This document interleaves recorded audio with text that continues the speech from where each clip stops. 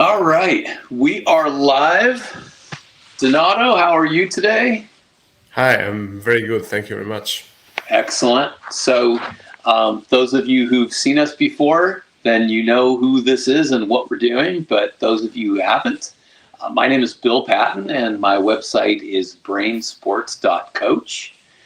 You can take a look at that, and I have some free things for you there, so you can go there. And then with me is Donato Compagnoli, right? And tell us a little bit about you, Donato. Um, Hi, everybody, and thank you very much, Bill, for the introduction.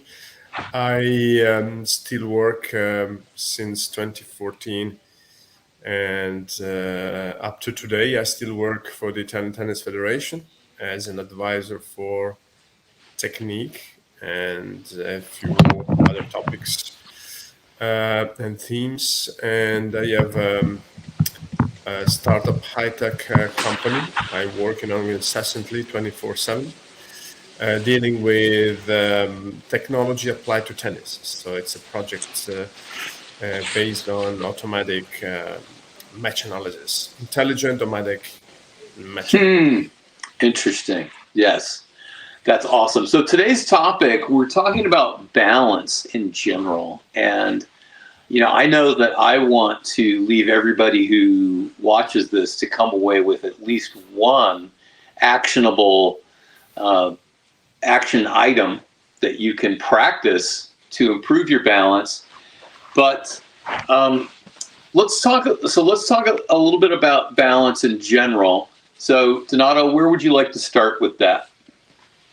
Yeah, balance is a very important a key of tennis, of modern tennis. So because balance is everything. So it starts from the bottom when it goes until the up of the body. So we can analyze, for example, the feet, the legs, how well or how bad they are positioned in the player's body. Then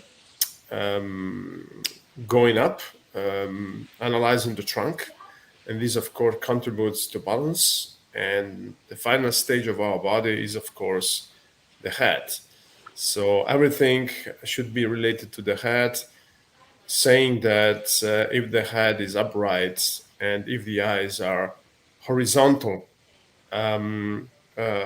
towards the ground, then of course the feet and the legs, so the lower body is working efficiently in order to guarantee the stability, the whole stability, the entire stability of the body. Yeah. And this should theoretically, to finish with, theoretically contribute to the stability of technique, for example, or to a sound tactics and strategy. Yes, and I really love what you said there, and I think, not to disagree, but just to add balance and flesh out the idea. We're talking about generalities. So in general, you want to be as ideally balanced as you can be, but there are obviously going to be situations in a match where you're going to have dynamic balance and hit some off-balance shots in order to, make your ball in the court. And sometimes it's those shots that are the most spectacular to watch, where a player seemingly is off balance when they hit their shot. So there's this ideal of the more ideally balanced you are for a shot, the better. So one thing that I ask people often is, how many different ways can you balance for a tennis shot? And I let them think on that for a bit, because I want them to tell me what they think it is. How many different ways are there to ideally balance? And they are usually stumped, but they know it's a small number, so they will often say one. And I say, well, that's not exactly true. And so what I'm trying to do right now is kind of create some curiosity about, well, how many is it and why is that? And so then after we've kind of gone through this agonizing moments of discussing balance and that there might be more than one way to do it. Well, what are they? And a funny thing happens. People generally guess that the answer is 3, but they don't know why. And so then I explain to them, well, there's balancing on the front foot, and there's balancing in your core in between your 2 feet, where you're rotating in your core, and there's balancing on your back foot. And you see this, being used at the top levels of the game. Players are looking as often as possible to get balanced on their front foot, because that's going to be that, 1 in 20 shots where you're going to be fully offensive in your shot. And then, 70 to 95% of your shots are going to be in the sort of this neutral, balanced in between both feet, rotating from your core. But then when the opponent hits something into a deep corner and you have to move diagonally backwards and rotate off of your back foot to hit a really high arcing ball back, then, that's something that a lot of coaches used to criticize. They used to say, you're hitting off your back foot. Don't hit off of your back foot. But, in the right situation, it's actually the expert thing to do. So, what do you have more on that, or do you want to switch to a different topic? No, I just wanted to add something. So that was, Bill, a very good point, because you pointed out that there are 3 main ways for you as a player to guarantee stability and balance to your body. So tennis is a fantastic sport because it's based on interaction. So either you play 1 against 1 or 2 against 2. There is a main goal.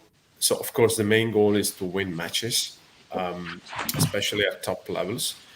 But there is another game inside the game, which is I want to put my opponent in some certain instability.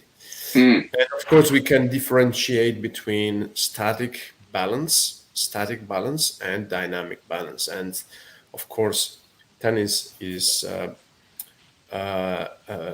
based on making my opponent run, for example, or to create instability. So it depends on the player that I have to face, that I have to play against. I like to think about infinite ways to produce stability and balance. So of course, according to the different tactical situations, I like to think about your center of mass projected into your foundation, and this in every movement that you produce on court, you as a player. So or whether you are playing a forehand in a neutral stance or in a semi-closed stance or in a closed or open stance or whatever. So your goal is to produce with your body stability and balance, because if your body is balanced, is well stable, let's say, or stable enough, then the brain can think and makes decisions the right way. Of course, if the brain is trained or coached or educated to do that the best way possible. And of course, technique as a consequence would not suffer because of instability or lack of balance. So very, very, very important sport to take into consideration, tennis, because it really challenges the virtues and the way your brain is structured to guarantee your body this balance. So yes, and I'm glad you used the word brain there, because one thing that we're discovering over time, and that, they say 90% of what's known about the brain has been learned in the last 20 years. And one of those things is a much greater appreciation for brain plasticity, and that the amount of time or the amount of concentration and mindful awareness that you bring to something gives you the maximum amount of plasticity. So when it comes to balance, we do want to do some finite training, some isolated training of balance. And one of the top visual experts in the world recommends that we allow children to climb trees and to walk on narrow ledges and to to have these various balance and visual challenging situations. One thing I do with small kids is I have these semicircular cones that are a little bit slippery, and I put them on the ground, and they have to walk on top of the cones. And that they'll support up to about 120, 130 pounds. But so you don't want to do with too large of children, right? But it's a pretty challenging thing for them to stay balanced on there. And one of the important things is that it's a key for injury prevention. I remember Joe Dinifer long ago mentioned that the Italian Soccer Federation had studied that children who had extensive balance training early in life were far less likely to have catastrophic knee injuries. So, so if training balance is going to save someone from having a torn, ACL, MCL, or, cartilage injury, then that's a really important thing holistically moving forward. So there are lots of different ways to train balance. What are some of the things that you're doing on court to specifically train that? I like to train balance with progressions. So I like very much when kids or players come from different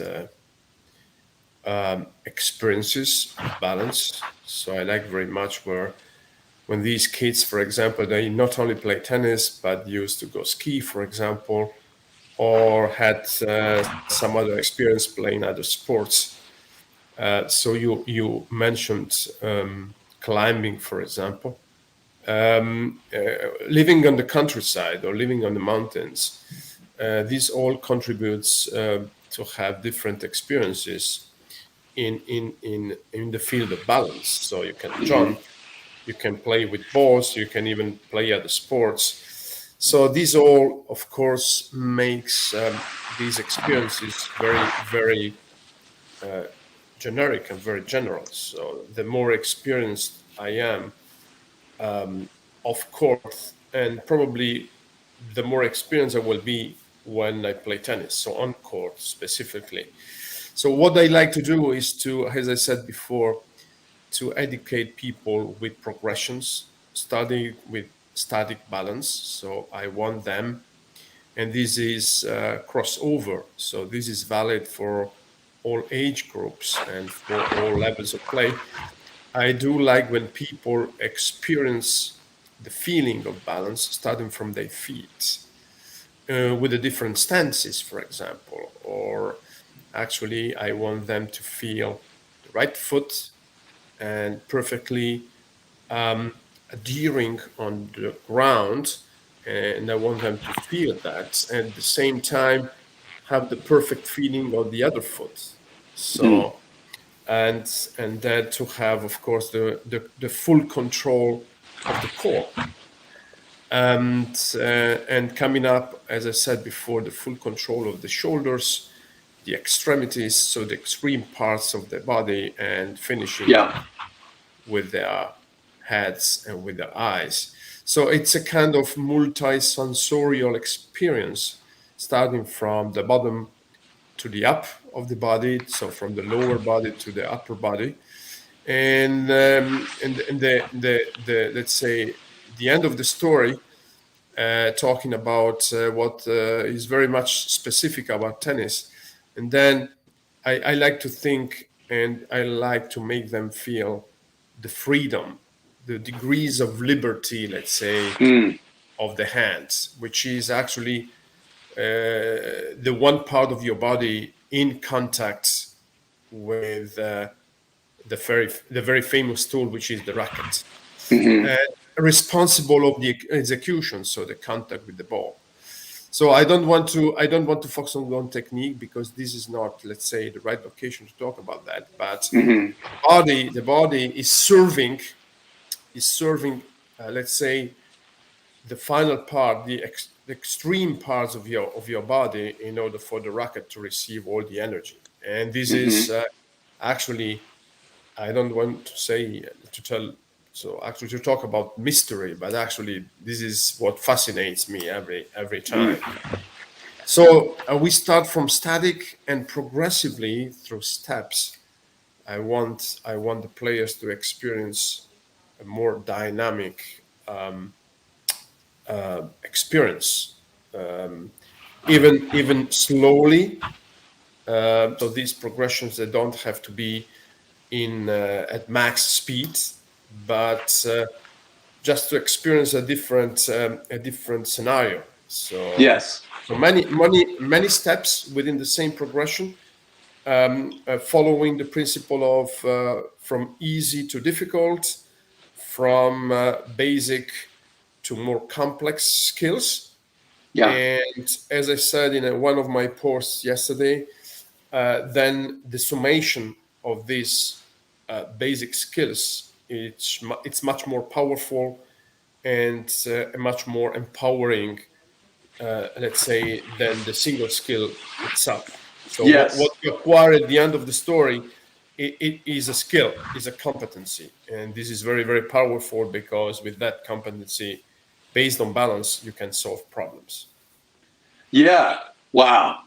And so, yeah, I mean, this is not going to be a complete progression, because I can probably, there's infinite number of ways you can go with this. But, I like to start with people who are standing still.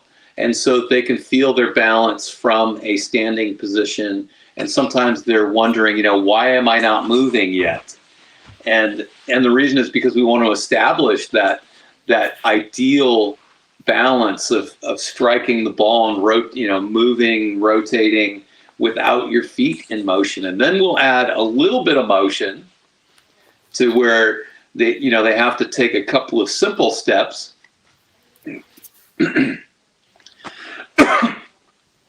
And then we'll start to work with different types of so-called contact moves, where they have to do a shuffle and then turn, or a turn, then shuffle, or a crossover step. So they're doing more types of movements so that they can be ready to move in more types of directions. And then we start to work on getting out of the way of the ball. So one thing I do is I have them put their hands out like so. Emily, can we get one end in there? I have them put their arms out like so, and I say, well, if the ball is coming inside of that, then you have to move away from it. And one of the trickiest shots is the ball that is ever so slightly to your backhand, and it's also short in the court, and you have to move quickly diagonally forward but away from the ball so that you can hit a forehand. So, if you think that through, you'll understand what I'm saying. But basically, it's counterintuitive, because your first instinct might be to come and prepare for a backhand, but you gain a huge advantage if you move that way, diagonally forward, and hit a forehand. So these types of decision-making things come in, and that's where the initial reaction to what is that incoming ball starts coming in. So as we go further along, it becomes a lot more about recognizing the incoming shot and quickly making the right decisions. And then the decision making is the number one factor in how well balanced you're going to be. So yeah, Bill, fantastic examples on your end. I just wanted to add some more, let's say, examples on my end. I like to tease players. So talking about starting for dynamic, because I do consider dynamic balance as the final, let's say, stages, and then progressively I want the ball as well to be involved, and of course starting from easy and going to more difficult steps, of course I'm gonna add into the progression everything which increases the level of instability. So the interaction, for example, not only the ball, but the tactical or strategic scenario in which the player is, and of course, at the end, the interaction with an opponent.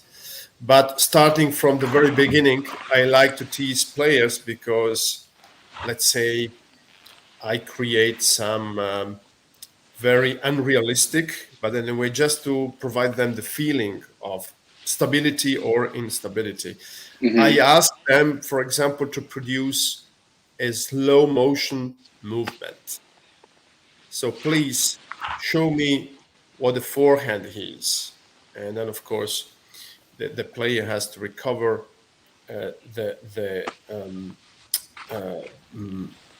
image of the forehand or whatever. So it might either be a serve, a second serve, first serve, and he has to or she has to replicate this movement in slow motion. So this player has to have the full control of his or her body during the entire motion. And I like to observe the way the player or kids, even good players, play that movement like an actor, and discovering the differences between controlling and automatic. So where the brain is and where the cognitive part is, where the thought is and where everything where. So I'm gonna check over whether balance is guaranteed over time, and when there is a technical breakdown somehow, or at a certain any time there is during that movement something that breaks down, so falls apart. Yeah. Or Let me yeah. break in for a second, because one of the things that's amusing and annoying at the same time is you'll see a player make an error, and as a coach, you can clearly see that the poor footwork had them out of balance, and that was the reason for the error. But then what does the player do? They stop and they take a practice stroke as though there was something wrong with their technique. And so, and I think I've only seen that, about 50,000 times in 30 years, where clearly the footwork and the balance were a problem, but the player assumes that it had to do with their forehand or their backhand technique. And unfortunately, I think that that's just a symptom of poor coaching, that they haven't received coaching enough to understand footwork and balance.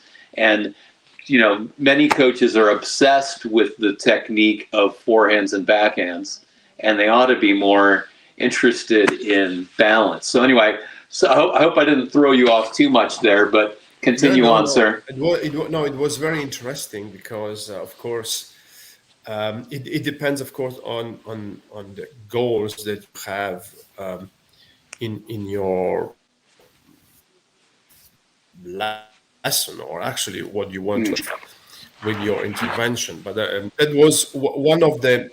I like to tease players with this slow motion, let's say, replication of movements that they have to pick up from their brain as models. And then I start teasing them because all of a sudden I start pushing them, and they have to maintain that particular position. And I'm very, very attentive, and I'm paying attention to where they're trying to compensate, and in what they do in order to maintain that balance. If they have the right balance, if any.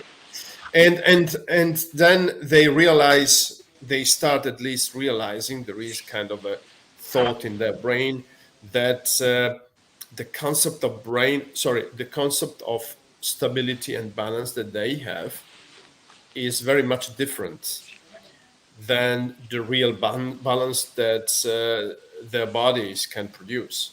So there is a balance related to habit. So, and there is another balance, which is the real balance of their body. So they are trying to superpose these two concepts, and they start thinking that probably what they have done during their tennis careers was very much influenced by this dichotomy, by this big distinction. And this is very, very funny because they start realizing a world of differences. And another let's say game that I like to play in these teaching progressions.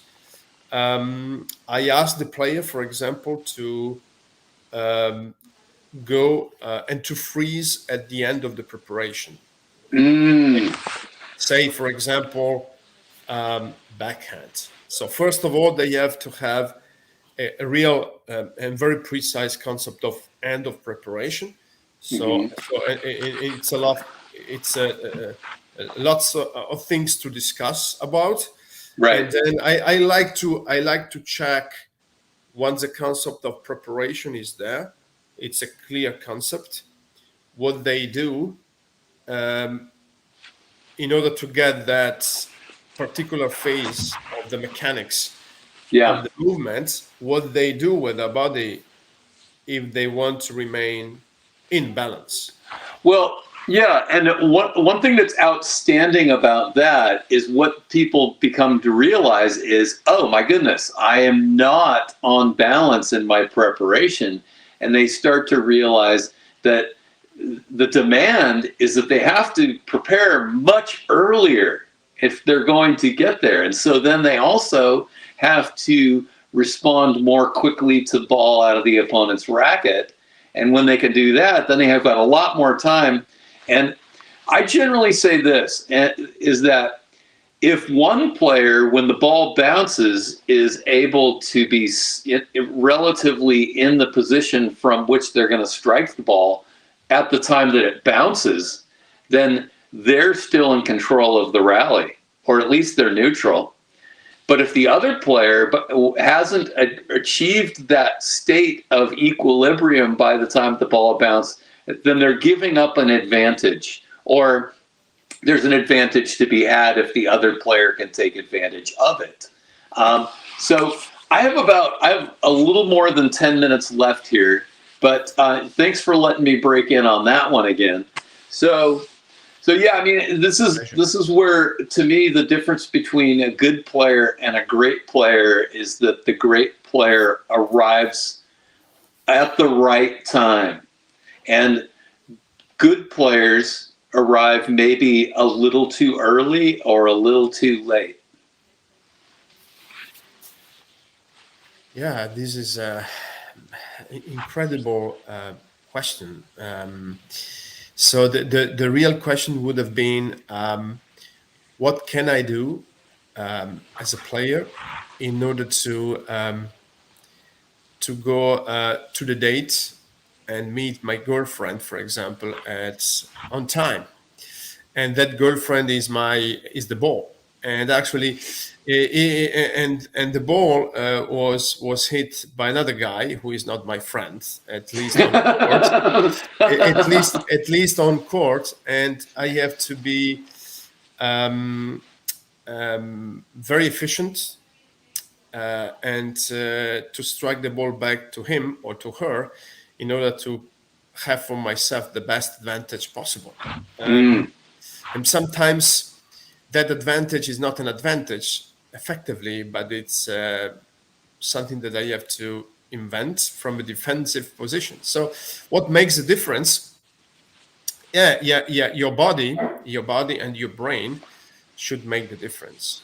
because imagine you have to run for the ball, to go to the ball, and you have to use like 5 or 6 steps.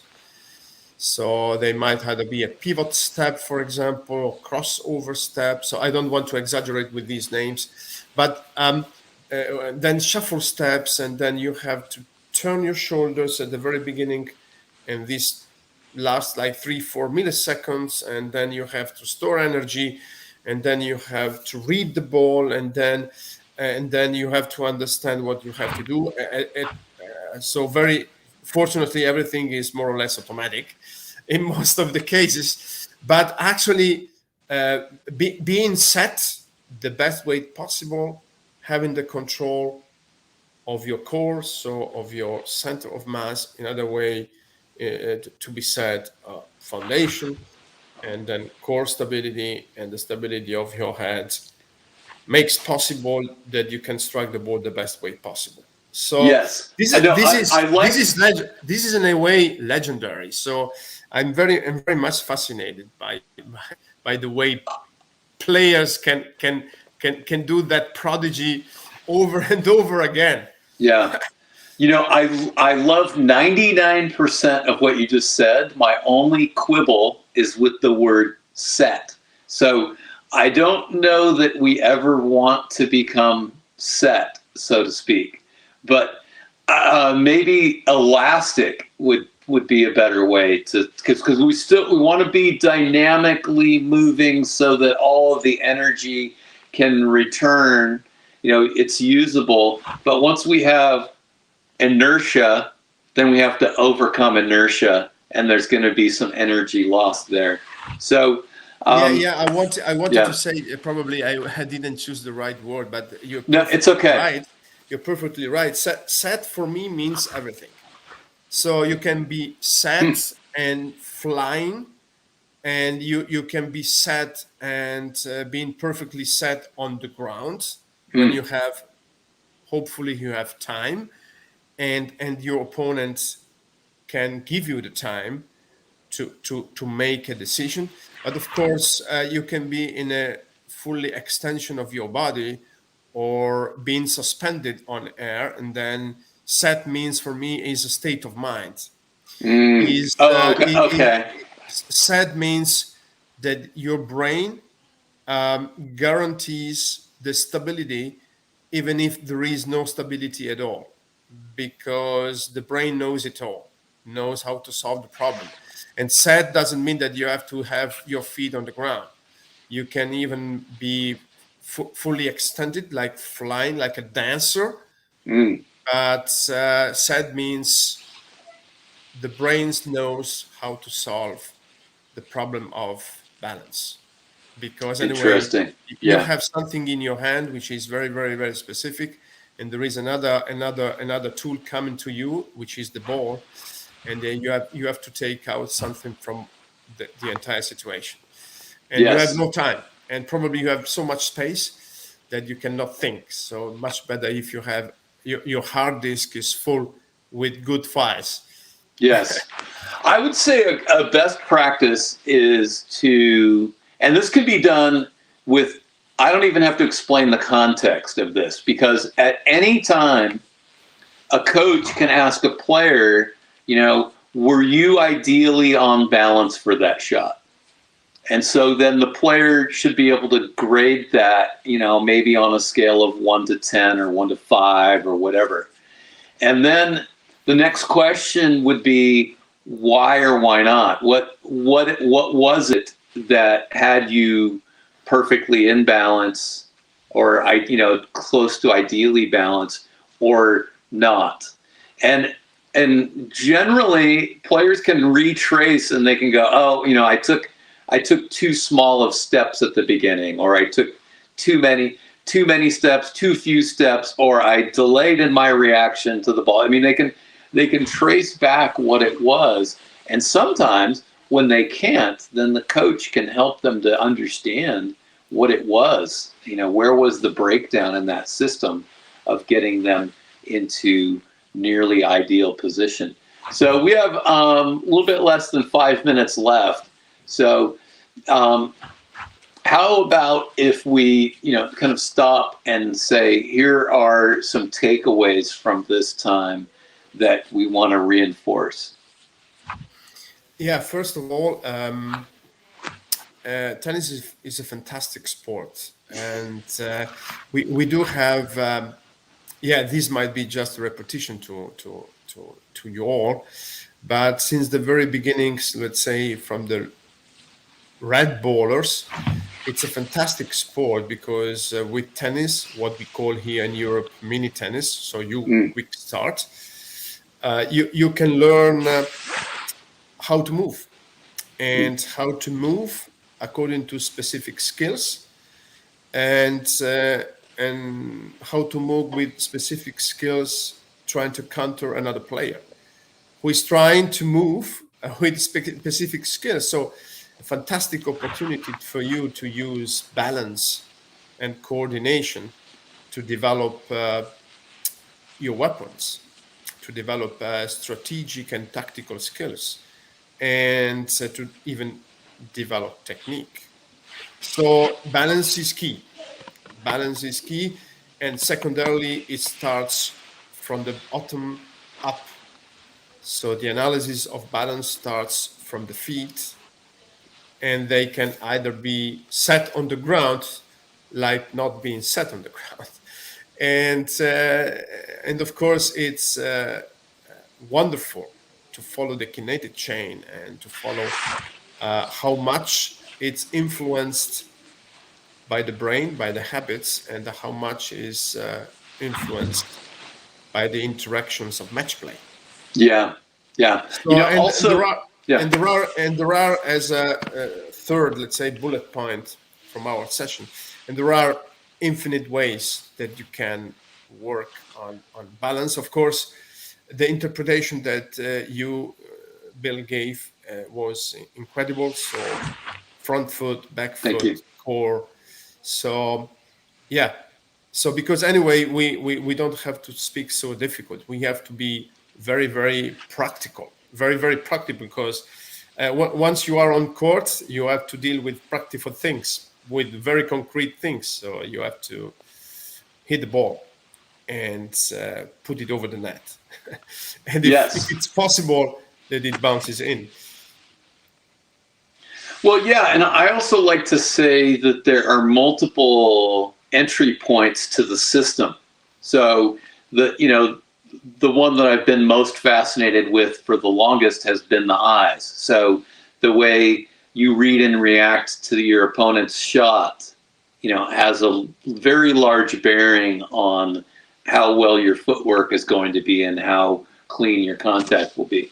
But then you can start with contact, and you can look there, and you can just delve into that and see where it goes.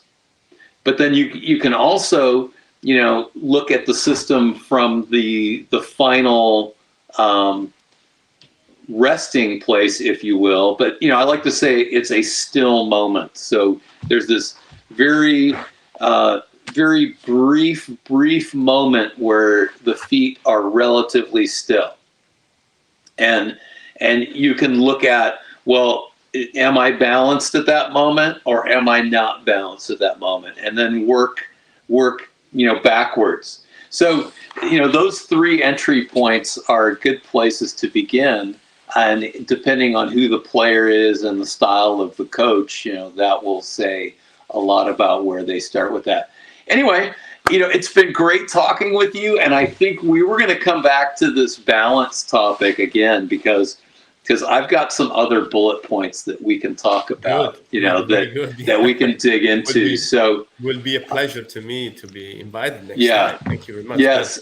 No, thank you, Donato. And I think we can do this again probably here in early January, if you like. Okay. And have a wonderful holiday season. Merry Christmas and happy holidays. Thank you very much. All right. Thanks to all of you who are watching, and take good care. All right. Thank you. Thank you. Thank you very much.